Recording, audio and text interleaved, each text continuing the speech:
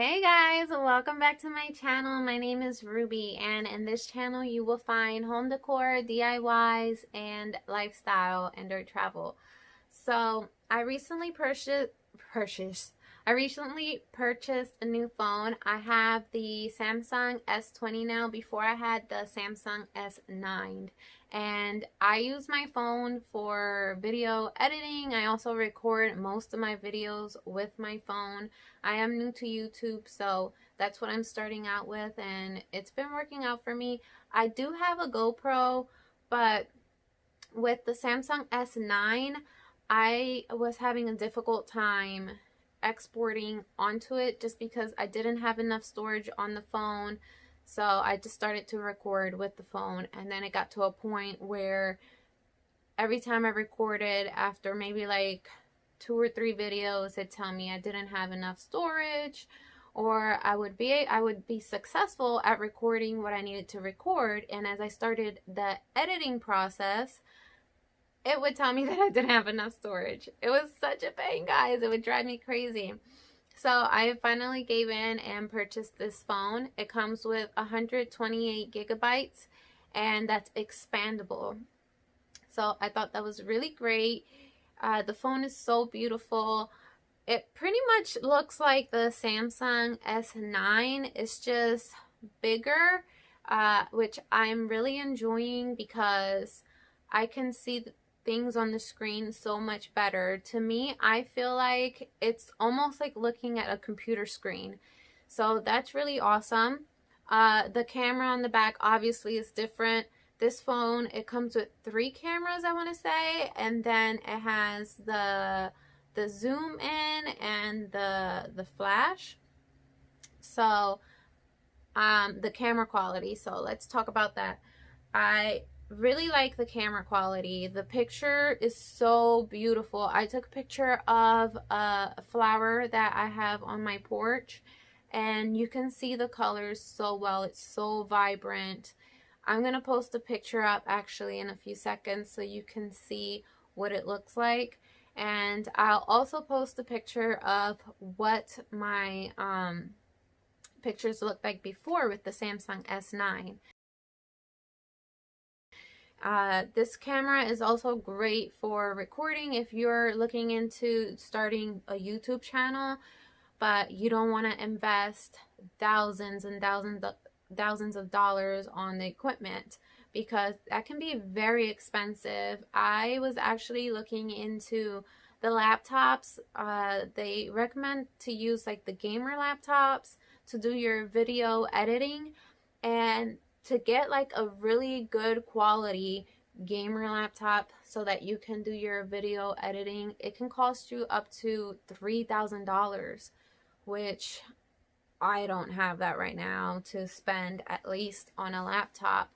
So since I'm starting out on YouTube as a new YouTuber, I figured, you know what, I'll just stick with a phone and roll with it.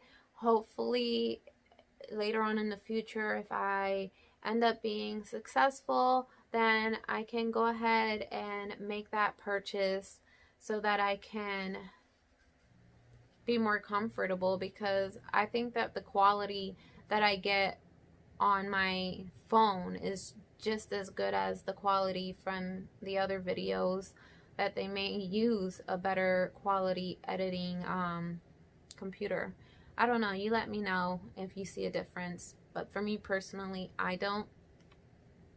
Now, the camera, it comes with 8K video, so if you want to get ultra defining videos, you have that option. For me personally, I don't think I'm going to use that. I'm just going to stick with the 4K.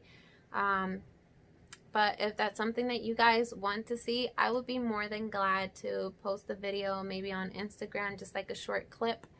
Let me see. I have notes here, you guys, so please don't judge me. So let's go to the camera. I talked already about the 8K video. You can switch the camera while recording from front to rear. That's really awesome, I feel like, because with my Samsung S9, if I was recording something let's say like I'm out vlogging with my family and I'm recording obviously with the forward facing camera, but I wanted to flip the camera around just so that I can have that personal experience of, you know, you seeing my face. I would not be able to do that with my Samsung S9. I would have to actually cut the video and then flip the phone around so that I could have that. Another thing that this camera has is it has a shutter button, so it pretty much acts as a photographer for you, where you can, like, if for example if you're at an event, you can click the shutter button and it'll snap pictures for you and record as well. I really love that and I can't wait to use it. I was in a situation this year. My daughter was nominated in the Honor Society. I'm so proud of her. And I wasn't able to take a lot of pictures because when I took the picture, it came out horrible. I just didn't click the button at the right time, and like she was either talking or it just didn't come out well. So I felt if I had the option to have a shutter button, the pictures would have came out a lot better, and the videos as well. And I also want to talk about, oh yeah, one thing before I move on. So I watch YouTube a lot, and I always see how, for example, like they'll be recording and they'll also show you what they're doing on the phone as they're recording. And I always thought, how do they do that? I'm not really tech savvy, so yeah, I'm really excited to be able to use this feature on this phone. So as you see, that was really easy to do. I'm not really tech savvy and I can do it, so I'm sure you can as well. And now I want to talk about how you can control your phone. So this phone has a high refresh rate, and you can change that in your settings. But for me personally, I just chose to keep it as is, because to change it to the motion and scrolling high refresh rate, it kills your battery. Another thing with this phone is that as you're texting, if you decide that you want to edit what you're texting, you can just swipe left and delete what you want to edit. And if you change your mind and you want to keep it, you swipe right and it'll bring it right back up. So I think that's a really cool feature on this phone. You can also take control of your cursor. I wasn't able to do that on my Samsung S9. I've only ever seen that on the iPhones. So I'm super excited for that, because when I'm texting and I need to edit something, it can be a pain to get the cursor where you need it with your finger. Whereas now you just press on the space bar and point where like a little triangle pops up and you can move the cursor where you need it to be.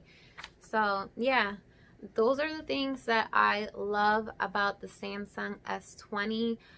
Before I let you guys go, I do want to mention that they are running a special on the phone. If you have a phone that's in good conditions, they will put whatever that phone is worth towards this phone. For example, my Samsung S9 was worth $100, and then you can also get a $400 rebate, which I'm going to add that to pay off this phone as well. So that brings it down to about $1,000. And they also have like pretty much like a layaway where you can pay off your phone monthly. So I'm paying an additional $30 on my bill. So if you're interested on getting the Samsung S20, right now is the time to do that. I hope I was able to help you out on figuring whether you wanted to get this phone or not.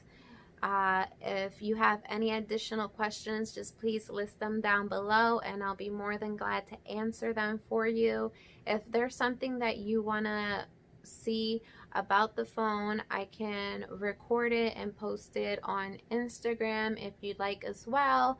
And if you like this video, please like, share, and subscribe. and I'll see you on the next one. Bye, guys.